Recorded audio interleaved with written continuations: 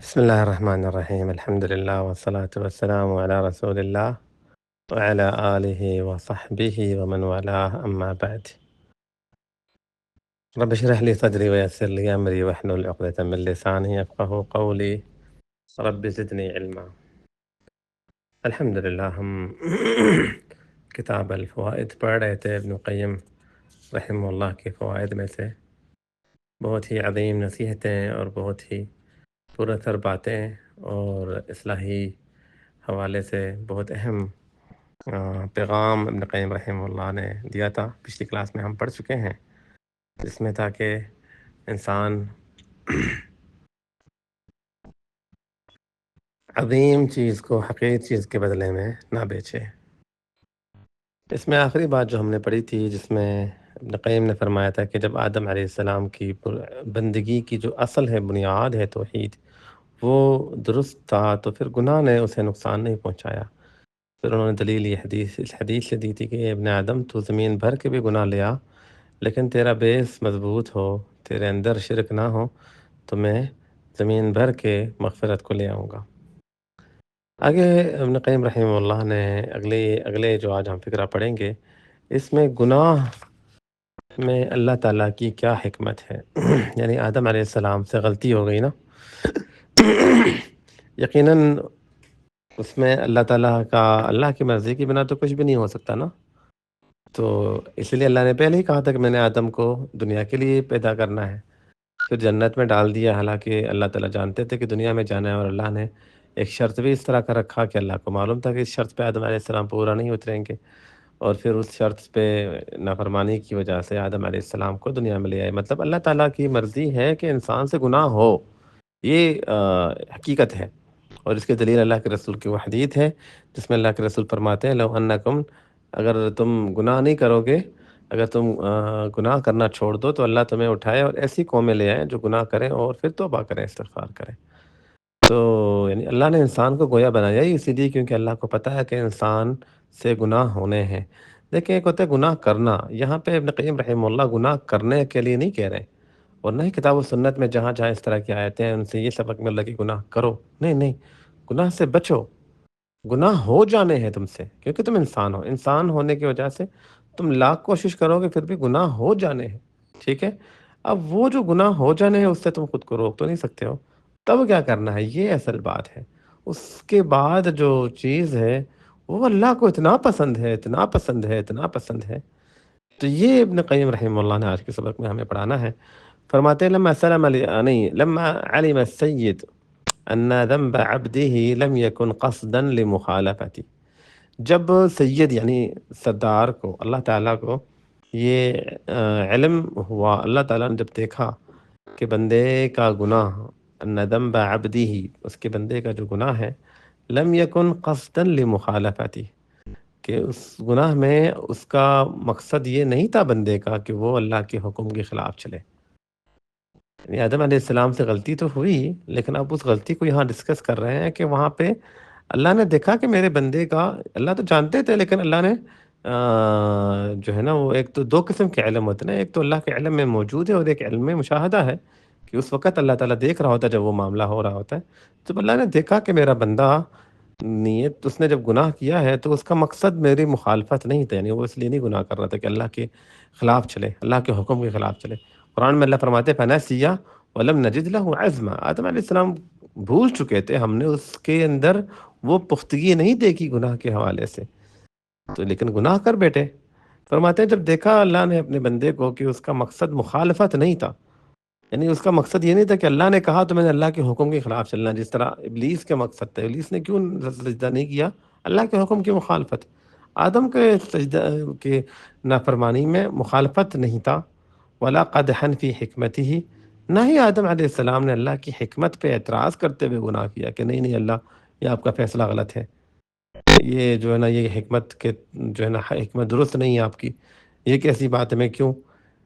جب انسان اس چیز کو اپنے اندر لے آتا ہے کہ نہیں تمہارا فیصلہ ہی غلط ہے، تم ہی غلط ہو، تم نے، تو پھر وہ گناہ نہیں ہوتا، بلکہ وہ اگلے کو آپ جو ہے نا، وہ انسانی لینگویج میں اگر ہم بات کرتے ہیں کہ جب ہم کسی کو اس انداز سے پیش آتے ہیں تو ہم اگلے کی انسلٹ کر رہے ہوتے ہیں. وہاں پہ غلطی نہیں ہوتی. کبھی کبھی غلطی سے آپ کی غلطی تو ہوتی ہے، لیکن آپ کی غلطی سے بڑی غلطی آپ کا اس وقت ریئیکشن ہوتا ہے، اور آپ کی سوچ ہوتی نیگیٹو، اور آپ کے الفاظ ہوتے ہیں. کبھی کبھی وہ گناہ اتنا نہیں بڑا ہوتا جتنا بڑا اس کے ساتھ آپ جو ریئیکشنز آپ کے اس سے خطرناک ہوتے ہیں. تو فرماتے ہیں کہ یہاں پہ نا آدم علیہ السلام کا مقصد مخالفت، اللہ کے حکم کے خلاف چلنا، نہ ہی اللہ کی حکمت کی طرف پہ ان کو کوئی اعتراض تھا. ٹھیک ہے. علمہ کیف، جب اللہ نے دیکھا کہ میرا بندہ نہ ہی میرے فیصلے کو غلط سمجھتا ہے، اور نہ ہی اس کا مقصد میرے خلاف، میرے حکم کے خلاف چلنا تھا، تو اللہ نے جب دیکھا کہ میرا بندہ جو ہے نا وہ نہیں ہے اس طرح قصوروار، بلکہ اس کی اندر غلطی تو تھی لیکن اس میں وہ چیز نہیں ہے جو ابلیس میں تھی، تو اللہ نے پھر اس بندے کو سکھایا کیف یعتذر الیہ، کہ یہ کیسے اللہ سے معافی مانگے. اللہ نے پھر معافی مانگنا بھی خود سکھایا، کیونکہ اللہ نے دیکھا کہ میرا بندہ تو سچا ہے نا. غلطی تو اس سے ہو گئی، جو ہم نے پچھلی کلاس میں پڑھا تھا کہ اصل العبودیہ، عبادت اللہ کی بندگی سے تو وہ بندہ پیچھے نہیں ہٹا، وہ ابھی بھی کہہ رہا ہے اللہ تو میرا رب ہے، میں تیرا بندہ ہوں، اے اللہ مجھ سے غلطی ہو گئی. وہ اقرار کر رہا ہے، اپنے آپ کو تسلیم کر رہا ہے اپنی غلطی کو، عاجزی کے ساتھ، انکساری کے ساتھ. تو پھر اللہ نے اس کو سکھایا بھی کہ کیسے معافی مانگے. اگر تم اپنے معاملے میں سچے ہو نا اپنے اللہ کے ساتھ، تو اللہ تمہیں گائیڈ کرے گا کہ تم نے کیسے اس مسئلے کو ٹھیک کرنا ہے. اللہ تمہیں معافی مانگنا سکھائے گا، اللہ تمہیں حق کی طرف لانا سکھائے گا، اللہ تمہیں گناہ سے بچنا سکھائے گا، بشرطے کہ تم سچے ہو جاؤ نا. ہم مخلص ہی نہیں ہیں. اللہ ہمیں مخلص بنائے. فرماتے ہیں فتلقى آدم من ربه کلمات، آدم علیہ السلام کو اس کے رب کی طرف سے پھر وہ کلمات ملے. فتاب علیہ، اللہ نے توبہ قبول کیا. وہ کلمات کون سے تھے؟ سورۃ الاعراف میں اللہ نے بتایا لا الہ الا انت. نہیں، قال ربنا ظلمنا انفسنا، دونوں نے کہا، میاں بیوی دونوں نے کہا ربنا ظلمنا انفسنا، اے ہمارے رب ہم نے اپنے اوپر ظلم کیا ہے. وَإِن لَمْ تَغْفِرْ لَنَا وَتَرْحَمْنَا لَنَكُونَنَّ مِنَ الْخَاسِرِينَ، اگر تو ہمیں معاف نہیں کرتا، تو ہم پہ رحم نہیں کرتا، تو ہم خسارہ پانے والوں میں ہو جائیں گے. اللہ اکبر. اللہ نے آدم علیہ السلام کو بس یہ 2 جملے سکھائے، ہے کہ نہیں؟ کتنی بڑی نعمت تھی اللہ تعالیٰ کی، کتنی بڑی نعمت تھی. اللہ نے قرآن میں بھی ذکر کیا کہ میری یہ نعمت ہے. اور ہم دیکھیں اللہ نے ہمیں قرآن میں کتنا کچھ سکھایا، کتنی دعائیں سکھائی ہیں، کتنے ایسے الفاظ سکھائے ہیں اللہ کے ساتھ جڑنے کے لیے. یہ یقیناً یہ اللہ کی بہت بڑی نعمتیں ہیں. اللہ ہمیں شکر ادا کرنے والوں میں سے بنائے، اور اللہ ہمیں اپنے ساتھ جڑنے والوں میں سے بنائے. العبد لا یرید بمعصیتہ مخالفت سیدہ، فرماتے ہیں کہ بندہ اپنے نافرمانی سے اپنے سید کا مخالفت، سید کے حکم کے خلاف جانا نہیں چاہتا.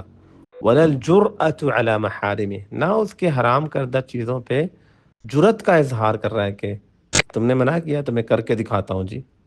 جس طرح انسان کبھی کبھی جو ہے نا وہ لوگوں میں ہم یہ چیز دیکھتے ہیں کہ کسی کو کسی کام سے روکو تو وہ کہتا ہے اب میں کر کے دکھاؤں گا، جرت ہے میرے میں، ہمت ہے. تو جب اللہ دیکھتا ہے کہ میرا بندہ میرے احکام کے خلاف جرت کا اظہار نہیں کرنا چاہتا، اور نہ ہی وہ میرے مخالفت کرنا چاہتا ہے کہ میرے حکم کے خلاف چلے، تو ولیکن غلبات طبعی و تزیین النفس، لیکن طبیعت کی غلبتیں، کیونکہ طبیعت فطرتاً انسان کے اندر اللہ نے یہ چیز ڈالی ہے کہ انسان سے گناہ ہوتا ہے، انسان سے غلطیاں ہوتی ہیں، انسان غلطیاں کر بیٹھتا ہے.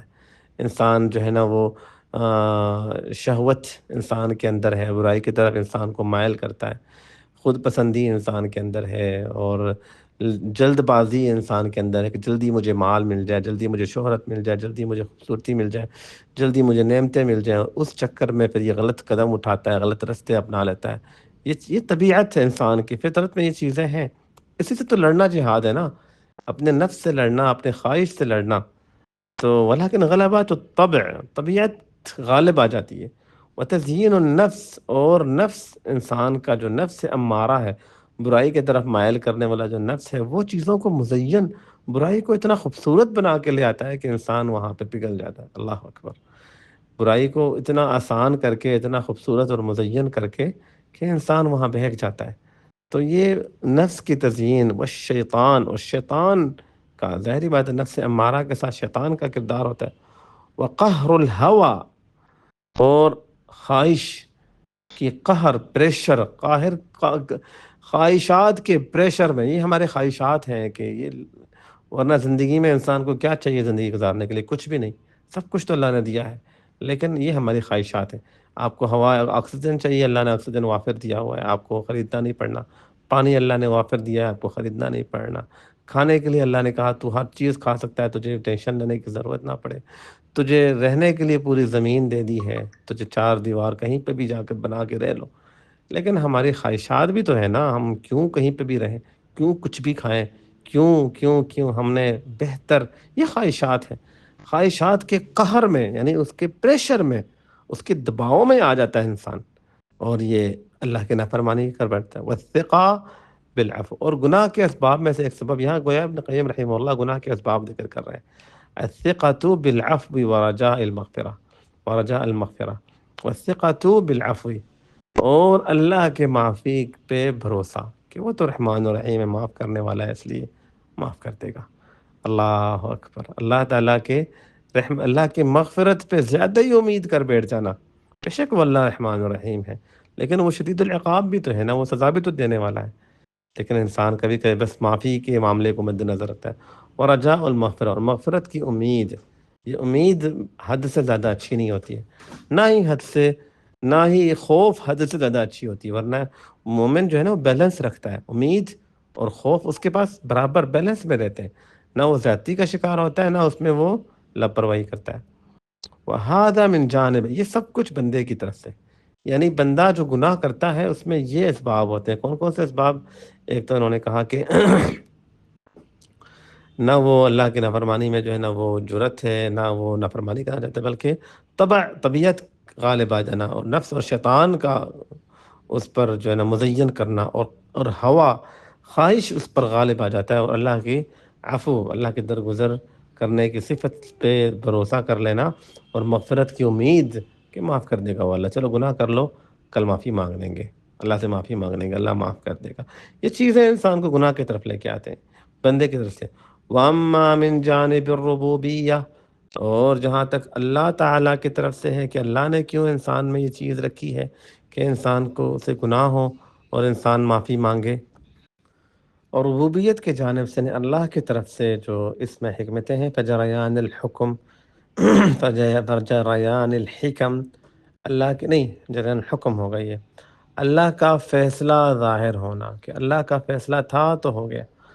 اللہ تعالیٰ یعنی یہاں پہ ایک اللہ تعالیٰ کی حکمت یہ ہے، جس طرح آدم علیہ السلام کے کیس میں کہ اللہ نے پہلے ہی فیصلہ کیا تھا کہ آدم علیہ السلام دنیا میں آئیں گے، تو اللہ کا فیصلہ نظر آ گیا کہ دیکھو انسان نے وہ کچھ کیا جو اللہ کے علم میں تھا، اور پھر وہی کچھ ہوا جو اللہ تعالیٰ جانتے تھے۔ یہاں اللہ کا علم، اللہ کا فیصلہ، اللہ کی حکمت نظر آتی ہے۔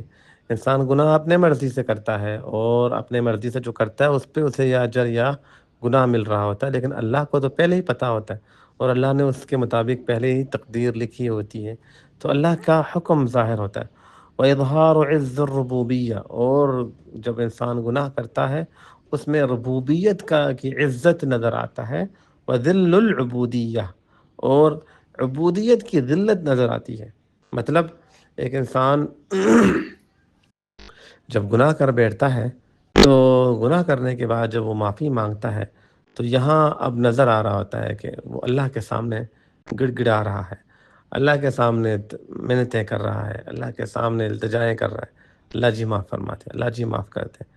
بندے کی یہاں عاجزی نظر آتی ہے کہ بندہ کتنا عاجز ہے، بندہ کتنا ہی اللہ کے سامنے جھک رہا ہے، اور رب کی عظمت نظر آتی ہے، اس اللہ کے سامنے گڑ گڑایا جا رہا ہے، اس اللہ کے سامنے مانگا جا رہا ہے۔ یہ چیز گناہ کے بعد توبہ میں موجود ہے، اور عام ذکر میں انسان کے اندر اتنی عاجزی نہیں ہوتی ہے جتنا توبہ میں عاجزی ہوتی ہے۔ مطلب عام طور پہ ہم جب اللہ کو یاد کرتے ہیں، سبحان اللہ، الحمدللہ، اللہ اکبر، اس میں غور و تدبر کے ساتھ بھی اگر انسان کہے تو اتنی عاجزی اکثر حالات میں نہیں ہوتی ہے جتنی عاجزی انسان جب گناہ کرنے کے بعد، خاص طور پر کبھی کبھی اس طرح کے موڑ پہ انسان لا کے کھڑا کرتا ہے، اللہ تعالیٰ انسان کو لا کے کھڑا کرتا ہے کہ انسان کو ریلائز ہو رہا ہوتا ہے کہ میرے گناہ نے سب کچھ برباد کر کے رکھ دیا۔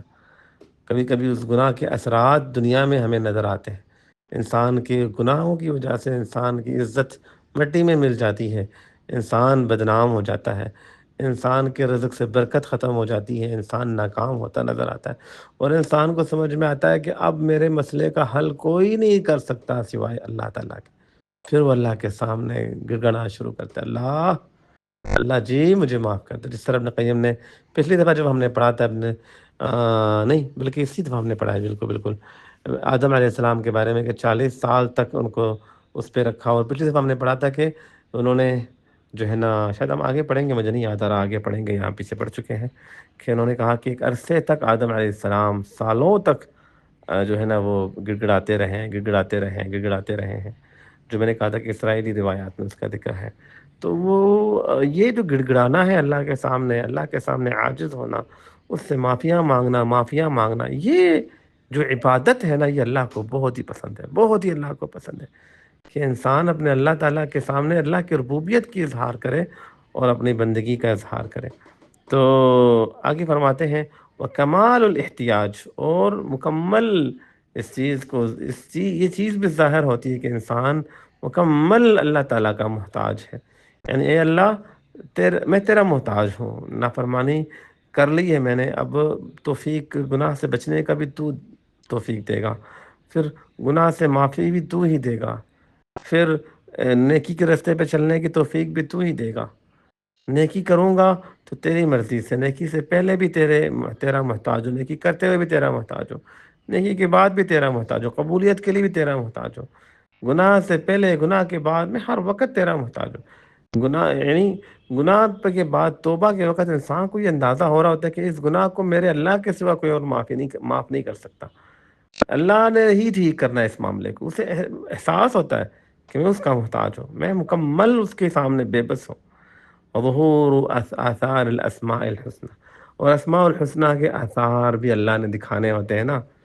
اب اللہ تعالیٰ رحمان ہے، اللہ تعالیٰ عفو ہے، یہاں پہ جو مصنف رحمہ اللہ نے بتایا کہ اللہ کے آثار نظر آتے ہیں اسماء الحسنہ کے، جیسے العفو، معاف کرنے والا، جب انسان گناہ کرے گا پھر جب معافی مانگے گا تو اللہ معاف کریں گے، اور معلوم پڑے گا کہ وہ اللہ معاف کرنے والا ہے۔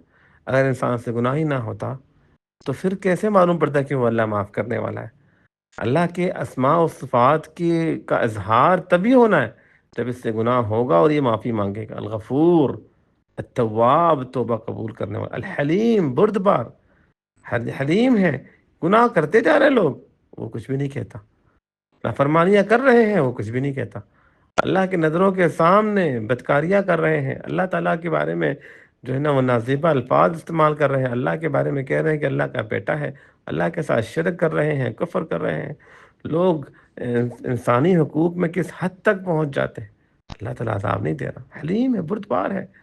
یہ تب نظر آتا ہے جب انسان گناہ کرتا ہے نا، گناہ کرو گے تو وہ عذاب نظر، اور پھر الحلیم لمن جاء تائبا نادما، اس انسان کے لیے بھی حلیم ہے جو توبہ کرتا ہے ندامت، افسوس کے ساتھ، افسوس کو لے کے اللہ کے سامنے پیش آتا ہے، وہ اللہ بردبار ہے، وہ حلم کے ساتھ، اپنے حلم اور رحمت کے ساتھ پیش آتا ہے، المنتقم، بدلہ لینے والا، گناہ کرنے پہ ہی تو اللہ بدلہ لیتا ہے، اور اسی سے تو انسان کے معاملات بکھر جاتے ہیں، العدل، انصاف کرنے والا، وہ انصاف دلاتا ہے، یہ گناہ ہوگا تو انصاف کا تقاضا یہ ہے کہ اس کی سزا بھی انسان کو ملے، وذی البطش الشدید، سخت پکڑنے والا، پکڑا اللہ نے قوموں کو، دیکھیں ہم جب تاریخ پڑھتے ہیں قوم عاد کو اللہ نے کیسے پکڑا، قوم ثمود کو اللہ نے کیسے پکڑا، قوم نوح کو اللہ نے کیسے پکڑا، یہ سارے گناہوں کے بعد ہی اللہ کے ان آثار، ان اسماء و صفات کے آثار نظر آتے ہیں۔ لمن اصر ولزم المجرہ، اس انسان پر وہ اللہ سختی سے پکڑتا ہے جو اصرار کرتا ہے اور گناہ کو مضبوطی سے تھام لیتا ہے۔ فهو سبحانہ یرید ان یری عبدہ، تو اللہ تعالیٰ، وہ رب پاک چاہتا ہے کہ اپنے بندے کو دکھائے تفردہ بالکمال، کہ وہ اکیلا مکمل ہے، ونقص العبد وحاجتہ، اور ساتھ میں یہ بھی حکمت ہے کہ اللہ یہ دکھانا چاہتا ہے کہ انسان تو پرفیکٹ نہیں ہے، پرفیکٹ صرف اور صرف میں ہوں، تجھ سے غلطیاں ہوتی ہیں، تجھ سے گناہ ہوتے ہیں، تو غلطی کرتا ہے، پھر تجھے ریلائز ہوتا ہے کہ او ہو میں نے یہ کیا کر دیا، پھر تو اسے ٹھیک کرتا ہے، پھر تو غلطی کرتا ہے، پھر تجھے ریلائز ہوتا ہے، پھر تو ٹھیک کرتا ہے، پھر تو معافی مانگتا ہے۔ بار بار معافی مانگنے والے کا مطلب کیا ہے؟ مطلب یہ ہے کہ تم پرفیکٹ نہیں ہو، تم غلطیوں کا پتلاؤ، اور پرفیکٹ ذات اس کائنات میں اگر ہے جو غلطیوں سے پاک ہے، وہ رب کائنات ہے۔